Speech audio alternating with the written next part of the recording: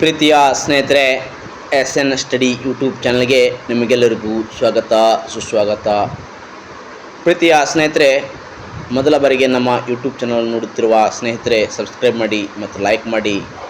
ನಿಮ್ಮ ಈ ಸಬ್ಸ್ಕ್ರೈಬ್ ಮತ್ತು ಲೈಕ್ ನಮಗೆ ಸ್ಫೂರ್ತಿದಾಯಕವಾಗಿರ್ತವೆ ಸ್ನೇಹಿತರೆ. ಅದಕ್ಕಾಗಿ ನೀವು ಲೈಕ್ ಮಾಡಿ ಮತ್ತು ಸಬ್ಸ್ಕ್ರೈಬ್ ಮಾಡಿ.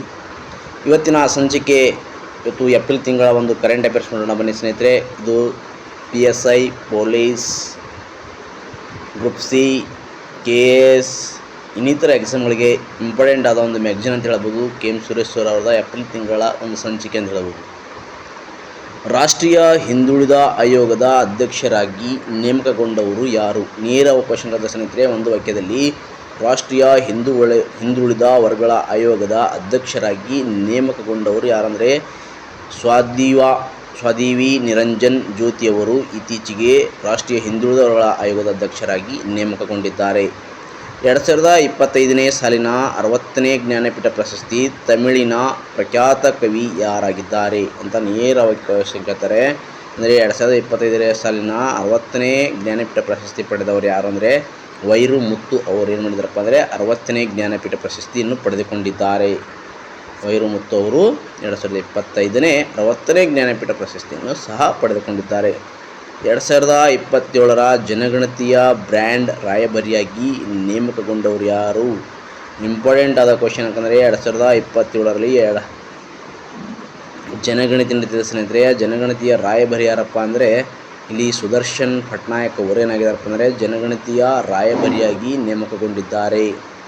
ನೇಪಾಳದಲ್ಲಿ ಇತ್ತೀಚೆಗೆ ಪ್ರಧಾನಿಯಾಗಿ ಪ್ರಮಾಣ ವಚನವನ್ನು ಸ್ವೀಕರಿಸಿದ ವ್ಯಕ್ತಿ ಯಾರಪ್ಪ ಅಂದರೆ ಅವರೇ ಬಾಲೇಂದ್ರ ಶಾ ಅವರೇನಾಗಿದ್ದಾರಪ್ಪ ಅಂದರೆ ನೇಪಾಳದ ನೂತನ ಪ್ರಧಾನಿಯಾಗಿ ತನ್ನ ಅಧಿಕಾರವನ್ನು ಸ್ವೀಕರಿಸಿದ್ದಾರೆ. ಭೀಮ್ ಆ್ಯಪ್ಗೆ ರಾಯಭಾರಿಯಾಗಿ ನೇಮಕಗೊಂಡವರು ಯಾರಂದರೆ ಇತ್ತೀಚಿನ ದಿನಗಳಲ್ಲಿ ಡಿಜಿಟಲ್ನಿಂದ ಪೇ ಮಾಡ್ತೀವಿ ನಾವು. ಅದರಲ್ಲಿ ಒಂದು ಆ್ಯಪ್ ಅಂದರೆ ಫೋನ್ಪೇ, ಭೀಮ್ ಆ್ಯಪು, ಇನ್ನಿತರ ಅಥವಾ ನೆವಿ ಆ್ಯಪು ಈ ಥರ ಆ್ಯಪ್ಗಳಿದೆಯಲ್ಲ, ಇಲ್ಲಿ ಭೀಮ್ ಆ್ಯಪ್ ಎಂಬುದು ಅದರ ರಾಯಭಾರಿಯಾಗಿ ನೇಮಕಗೊಂಡಿದ್ದಾರೆ ಯಾರಪ್ಪ ಅಂದರೆ ಮಹೇಂದ್ರ ಸಿಂಗ್ ಧೋನಿ ಅವರು ನೇಮಕಗೊಂಡಿದ್ದಾರೆ ನೋಡಿ. ಮಯನ್ಮಾರ್ ಸೇನೆಯ ಮುಖ್ಯಸ್ಥ ದೇಶದ ಅಧ್ಯಕ್ಷರಾಗಿ ಯಾರಿದ್ದಾರಪ್ಪ ಅಂದರೆ ಮಿನ್ ಹ್ಯಾಂಗ್ಲಿಂಗ್ ಅವರು ಆಗಿದ್ದಾರೆ ನೋಡಿ. ಅದೇ ರೀತಿ ವಿಶ್ವ ಆರ್ಚರಿ ವರ್ಷದ ಪ್ಯಾರಾ ಆರ್ಚರ್ ಗೌರವ ಪಡೆದವರು ಯಾರಪ್ಪ ಅಂದರೆ 2 ಕೈಗಳಿಲ್ಲದ ಶೀತಲಾ ದೇವಿ ಅವರೇನಾಗಿದ್ದಾರಪ್ಪ ಅಂದರೆ ಆರ್ಚರಿ ವರ್ಷದ ಪ್ಯಾರಾ ಆರ್ಚರಿ ಗೌರವವನ್ನು ಪಡೆದವರು ಆಗಿದ್ದಾರೆ. ಅದೇ ರೀತಿ CSK ಹಾಲ್ ಆಫ್ ಫೇಮ್ಗೆ ಪ್ರಶಸ್ತಿ ಪಡೆದರೆ ಹೆಡನ್ ಮತ್ತು ರಾಯ್ನಾ ಅಂತ ನೋಡಿ.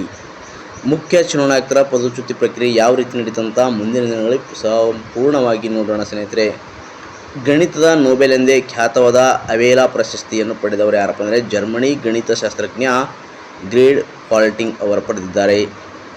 ಇತ್ತೀಚೆಗೆ ಒಂದು ಸುದ್ದಿಯಿರುವ ಒಂದು ಆಹಾರ ಪ್ರಶಸ್ತಿ ವಿಶ್ವ ಆಹಾರ ಪ್ರಶಸ್ತಿ 2020ಕ್ಕೆ ಆಯ್ಕೆಯಾದ ನೆದರ್ಲ್ಯಾಂಡಿನ ಆಹಾರ ತಜ್ಞ ಯಾರಪ್ಪ ಅಂದರೆ ಹುಬ್ ಲೆಲಿ ವೆಲ್ಡ್ ಅವರು ಆಯ್ಕೆಗೊಂಡಿದ್ದಾರೆ. 2026ನೇ ಸಾಲಿನ 98ನೇ ಆಸ್ಕರ್ ಪ್ರಶಸ್ತಿ 6 ಪ್ರಶಸ್ತಿ ಮುಡಿಗೇರಿಸಿಕೊಂಡ ಒನ್ ಬ್ಯಾಟಲ್ ಆಫ್ಟರ್ ಅನಾಧಾರ ಎಂಬ ಫಿಲ್ಮ್ ಏನು ಮಾಡಿದಪ್ಪ ಅಂದರೆ ಇದು 6 ಪ್ರಶಸ್ತಿ ಅಂದರೆ 2025 ಸಾಲಿನ ಆಸ್ಕರ್ ಪ್ರಶಸ್ತಿಯನ್ನು ಸಹ ಪಡೆದುಕೊಂಡಿದೆ. ದೇಶದ ಮೊದಲ ದಯಾಮರಣದ ಪ್ರಕರಣ ಉತ್ತರ ಪ್ರದೇಶದ ಹರೀಶ್ ರಾಣಾ ಅವರಾಗಿದ್ದಾರೆ ನೋಡಿ. ಇದು ಭಾಳ ಇಂಪಾರ್ಟೆಂಟ್ ಎಕ್ಸಾಮ್ ಆಗಿರುತ್ತೆ. ದೇಶದ ಮೊದಲ ದಯಾಮರಣ ಪ್ರಕರಣ ಉತ್ತರ ಪ್ರದೇಶದ ಹರೀಶ್ ರಾಣಾ ಅವರಾಗಿರ್ತಾರೆ. ಏಕರೂಪ ನಾಗರಿಕತೆ ಸಂಹಿತೆ ಅಂಗೀಕರಿಸಿದ ದೇಶದ 2ನೇ ರಾಜ್ಯ ಅಂದರೆ ಗುಜರಾತ್ ಆಗಿರುತ್ತೆ ನೋಡಿ. ಇದು ಸಹ ಇಂಪಾರ್ಟೆಂಟ್ ಆಗಿರುತ್ತೆ. ಭಾರತ ಸಂವಿಧಾನ 44ನೇ ವಿಧಿ ಇದರ ಕುರಿತು ಇರುತ್ತದೆ. ಅದಕ್ಕಾಗಿ ಏಕರೂಪ ನಾಗರಿಕತೆಯ ಒಂದು ಇದಂತ ಹೇಳಬಹುದು.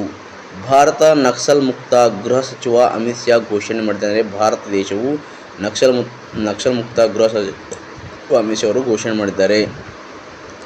ವಿಶ್ವ ಸಂತೋಷ ಸೂಚ್ಯಂಕ ವರದಿ 2026 ಅಂದರೆ ಪ್ರಥಮ ಸ್ಥಾನ ಫಿನ್ಲ್ಯಾಂಡನ್ನು ಪಡೆದುಕೊಂಡಿದೆ ನೋಡಿ ಸ್ನೇಹಿತರೆ. ಇಲ್ಲಿ 2026ರ ಪ್ರಕಾರ ಪ್ರಥಮ ಸ್ಥಾನ ಪಡೆದುಕೊಂಡಿದ್ದು ಫಿನ್ಲ್ಯಾಂಡು. ಭಾರತ ಯಾವ ಸ್ಥಾನದಲ್ಲಪ್ಪ ಅಂದರೆ 116ನೇ ಸ್ಥಾನದಲ್ಲಿ ಭಾರತ ಕಂಡುಬರುತ್ತದೆ. ಮೊದಲ ಖೇಲೋ ಇಂಡಿಯಾದ ಬುಡಕಟ್ಟು ಕ್ರೀಡಾಕೂಟ ಎಲ್ಲಿ ಕಂಡುಬರ್ತಪ್ಪ ಅಂದರೆ ಭಾಳ ಇಂಪಾರ್ಟೆಂಟು ಛತ್ತೀಸ್ಗಢದಲ್ಲಿ ಕಂಡುಬರ್ತದೆ ನೋಡಿ. ಅಂದರೆ ಮೊದಲ ಖೇಲೋ ಇಂಡಿಯಾ ಬುಡಕಟ್ಟು ಕ್ರೀಡಾಕೂಟ ಛತ್ತೀಸ್ಗಢದಲ್ಲಿ ಕಂಡುಬರುತ್ತದೆ. ಖೇಲೋ ಇಂಡಿಯಾ ಬುಡಕಟ್ಟು ಗೇಮ್ಸ್ನಲ್ಲಿ ಕರ್ನಾಟಕ ಸಮಗ್ರ ಚಾಂಪಿಯನ್ ಪ್ರಶಸ್ತಿಯನ್ನು ಸಹ ಪಡೆದಿದೆ.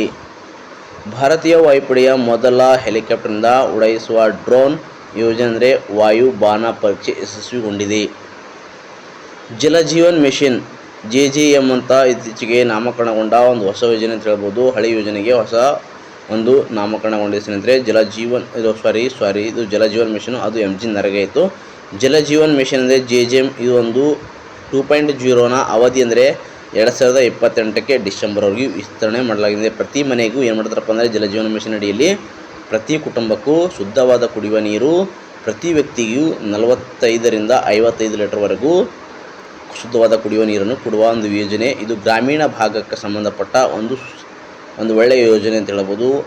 ಆದರೂ ಸಹ ಇದು ಒಳ್ಳೆಯ ಯೋಜನೆ ಅಡಿಯಲ್ಲಿ ಕೆಲವೊಂದು ಸಲ ಏನಾಗ್ತದೆ ತೊಂದರೆಗಳು ಉಂಟಾಗಿರ್ತವೆ. ಈ ಜಲಜೀವನ್ ಮಿಷನ್ JJM ಅಂತ ಇದು ಶಾರ್ಟ್ ಫಾರ್ಮ್ ಆಗಿರ್ತದೆ. ಇದು 2028ರವರೆಗೆ ಏನು ಮಾಡ್ತಾರಪ್ಪ ಅಂದ್ರೆ ವಿಸ್ತರಣೆ ಮಾಡಿರ್ತಾರೆ ನೋಡಿ ಸ್ನೇಹಿತರೆ. 2022ರ ಜನಗಣತಿಯ ಮಾಸ್ಟರ್ಗಳಾದ ಪ್ರಗತಿ ಮತ್ತು ವಿಕಾಸ್ ಅನಾವರಣಗೊಂಡಿದೆ. ಅಂದರೆ ಇಲ್ಲಿ ನಿಮ್ಗೆ ನೇರ ಕ್ವಶನ್ ಹತ್ರ 2022ರ ಜನಗಣತಿಯ ಮಾಸ್ಕಟ್ಗಳಾದ ಪ್ರಗತಿ ಮತ್ತು ವಿಕಾಸ್ ಅನಾವರಣಗೊಂಡಿದೆ. 4 ಡಿಜಿಟಲ್ ಪರಿಕಾರ ಬಿಡುಗಡೆಗೊಂಡಿದೆ. ಅಂದರೆ 4 ಡಿಜಿಟಲ್ ಪರಿಕರನೂ ಸಹ ಬಿಡುಗಡೆಗೊಂಡಿದೆ. ಪ್ರಗತಿ ಅಂದರೆ ಮಹಿಳೆಯರು, ವಿಕಾಸ್ ಅಂದರೆ ಪುರುಷರಾಗಿರ್ತಾರೆ ನೋಡಿ ಸ್ನೇಹಿತರೆ. ಇನ್ನೊಂದು ಹೇಳ್ತಾರೆ ನೋಡಿ, ಪ್ರಗತಿ ಅಂದರೆ ಮಹಿಳೆ, ವಿಕಾಸ್ ಅಂದರೆ ಪುರುಷ ಆಗಿರ್ತಾರೆ. ಅದಕ್ಕಾಗಿ ಈ ಜನಗಣತಿಯಲ್ಲಿ 2 ಚಿಹ್ನೆಗಳಾಗಿದ್ದಾವೆ. ಈಗ ಜನಗಣತಿ ಪ್ರಕಾರ ಯಾವ ರೀತಿ ಕ್ವಶನ್ ಹೇಳ್ತಾರಪ್ಪ ಅಂದರೆ 2022ರ ಜನಗಣತಿಯ ಬ್ರ್ಯಾಂಡ್ ರಾಯಭಾರಿ ಆಗಿದ್ದವರು ಯಾರು, ಅದೇ ರೀತಿ 2022ರ ಜನಗಣತಿ ಮಾಸ್ಕಟ್ಗಳಾದ ಪ್ರಗತಿ ಮತ್ತು ವಿಕಾಸ್ ಇವು ಯಾವಾಗ ಉದ್ಘಾಟನೆಗೊಂಡವು ಮತ್ತು ಇದು ಸಂಬಂಧಪಟ್ಟ ಜನಗಣತಿಗಳ ಬಗ್ಗೆ ಭಾರತ ದೇಶದಲ್ಲಿ ಮೊದಲ ಬಾರಿಗೆ ಜನಗಣತಿ ನಡೆಯಿತು ಮತ್ತು ಇದು ಎಷ್ಟನೇ ಜನಗಣತಿ ಅಂತ ಫುಲ್ಲು ನೀವು ಸವಿವರವಾಗಿ ನೀವು ನೋಡಬಹುದು. ಮುಂದಿನ ದಿನಗಳಲ್ಲಿ ಜನಗಣತಿ ಬಗ್ಗೆ ಒಂದು ಕ್ಲಾಸ್ ಮಾಡೋಣ ಸ್ನೇಹಿತರೆ, ಓಕೆನಾ. ನ್ಯೂಯಾರ್ಕ್ ಅಂತಾರಾಷ್ಟ್ರೀಯ ವಿಮಾನ ನಿಲ್ದಾಣ 1ನೇ ಹಂತ ಉದ್ಘಾಟನೆಗೊಂಡು ನೋಯಾಡಾ ಅಂತಾರಾಷ್ಟ್ರೀಯ ವಿಮಾನ ನಿಲ್ದಾಣ ಏನಪ್ಪ ಅಂದರೆ 1ನೇ ಹಂತ ಉದ್ಘಾಟನೆಗೊಂಡಿದೆ. ನೋಯ್ಡಾ ಅಂತಾರಾಷ್ಟ್ರೀಯ ವಿಮಾನ ನಿಲ್ದಾಣ 1ನೇ ಹಂತವನ್ನು ಸಹ ಉದ್ಘಾಟನೆಗೊಂಡಿದೆ. ಭಾರತ ಔದ್ಯೋಗಿಕ ವಿಕಾಸ ಯೋಜನೆ ಭವ್ಯ ಸಹ ಇದು ಆಗಿದೆ ನೋಡಿ ಸ್ನೇಹಿತರೆ, ಓಕೆನಾ. ಬ್ರಹ್ಮೋಸ್ ಸಜ್ಜಿತವಿದ್ದ ನೌಕೆ INS ತಾರಾಗಿರಿ ನೌಕೆ ನೌಕಾಪಡೆಗೆ ಸೇರ್ಪಡೆಗೊಂಡಿದೆ. ಅಂದರೆ ಬ್ರಹ್ಮೋಸ್ ಸಜ್ಜಿತವಿದ್ದ ನೌಕಾ INS ತಾರಾಗಿರಿ ನೌಕಾಪಡೆಯು ಸೇರ್ಪಡೆಗೊಂಡಿದೆ. ಅಂದರೆ ನೌಕಾಪಡೆಗೆ ಇತ್ತೀಚೆಗೆ ಸೇರ್ಪಡೆಗೊಂಡಿದೆ. ನೌಕಾಪಡೆಗೆ ಸೇರ್ಪಡೆಗೊಂಡ 3ನೇ ಪರಮಾಣು ಚಾಲಿತ ಸ್ವದೇಶಿ ಸಬ್ಮರೀನ್ INS ಅರಿಧಮನ್ ಇದು ಸಹ ನೇಮಕಗೊಂಡಿದೆ ನೋಡಿ ಸ್ನೇಹಿತರೆ. ಅರಿಧಮನ್ ಸಹ ಏನಾಗಿದೆಪ್ಪ ಅಂದರೆ ಸೇರ್ಪಡೆಗೊಂಡಿದೆ. ಹಾರ್ಮುಜ್ ಜಲಸಂಧಿ ಇಂಧನ ಹಡಗುಗಳು ರಕ್ಷಿಸಲು ಭಾರತೀಯ ನೌಕಾಪಡೆಯಿಂದ ಆಪರೇಷನ್ ಊರ್ಜಾ ಸುರಕ್ಷಾ ಯೋಜನೆ ಜಾರಿಯಾಗಿದೆ. ಅಂದರೆ ಇಲ್ಲಿ ನಿಮ್ಗೆ ನೇರ ಕ್ವಶನ್ ಹತ್ತಿರ ಊರ್ಜಾ ಸುರಕ್ಷೆ ಇದೊಂದು ಆಪರೇಷನ್ ಯಾವುದಕ್ಕೆ ಸಂಬಂಧಪಟ್ಟಂದರೆ ಹಾರ್ಮುಜ್ ಜಲಸಂಧಿಯ ಇಂಧನ ಹಡಗುಗಳು ರಕ್ಷಿಸಲು ಭಾರತೀಯ ನೌಕಾಪಡೆಗೊಂಡ ಒಂದು ಆಪರೇಷನ್ ಯಾವುದಪ್ಪ ಅಂದರೆ ಊರ್ಜಾ ಸುರಕ್ಷಾ. ಇದು ಭಾಳ ಇಂಪಾರ್ಟೆಂಟು ಎಕ್ಸಾಮ್ ದೃಷ್ಟಿಯಿಂದ.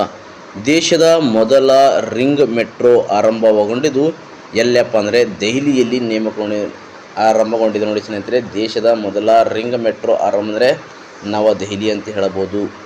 ಓರಿಯನ್ ನೌಕೆ ಮೂಲಕ ಚಂದ್ರನ ಕಕ್ಷೆಗೆ ಗಗನಯಾನಿಗಳು ನಾಸಾದ ಆರ್ಟಿಮಿಸ್ 2 ಕಾರ್ಯಕ್ರಮ ಸಹ ಯಶಸ್ವಿಯಾಗಿದೆ ಅಂತ ಹೇಳೋದು. ವಿಕ್ಟರ್ ಜೆ ಗ್ಲೋವರ್ ಅಮೇರಿಕದ ಪೈಲಟ್ ಆಗಿರ್ತಾರೆ. ಕ್ರಿಸ್ಟನಾ ಕೋಚ್ ಇವರು ಅಮೇರಿಕದ ಮಿಷನ್ ತಜ್ಞ ಆಗಿರ್ತಾರೆ. ರೈಡ್ ವೈಸ್ಮನ್ ಅಮೇರಿಕದ ಕಮಾಂಡರ್ ಆಗಿರ್ತಾರೆ ಸ್ನೇಹಿತರೆ. ಇವರು ಭಾಳ ಇಂಪಾರ್ಟೆಂಟು, ನೀವು ಭಾಳ ಇಂಪಾರ್ಟೆಂಟ್ ಅಂತ ಹೇಳ್ಬೋದು ಎಕ್ಸಾಮ್ ದೃಷ್ಟಿಯಿಂದ. ಇಲ್ಲಿ ಏನು ಕೊಟ್ಟಿದ್ದಾರೆ ಈ ಪುಟದಲ್ಲಿರುವ ಒಂದು ಇಂಪಾರ್ಟೆಂಟ್ ಆದ ಕ್ವಶನ್ಗಳು, ಇದರ ಬಗ್ಗೆ ಸಂಪೂರ್ಣವಾಗಿ ಮುಂದಿನ ದಿನಗಳಲ್ಲಿ ಒಂದೊಂದಾಗಿ ವಿವರಣೆ ಸಹ ನೋಡೋಣ, ಓಕೆನಾ. ಪ್ರೀತಿಯ ಸ್ನೇಹಿತರೆ, ನಿಮಗೆ ಇಷ್ಟ ಆದರೆ ಲೈಕ್ ಮಾಡಿ, ಸಬ್ಸ್ಕ್ರೈಬ್ ಮಾಡಿ, ನಿಮ್ಮ ಸ್ನೇಹಿತರಿಗೂ ಸಹ ಶೇರ್ ಮಾಡಿ ಅಂತ ಹೇಳ್ತಾ ಧನ್ಯವಾದಗಳು. ಜೈ ಹಿಂದ್, ಜೈ ಕರ್ನಾಟಕ.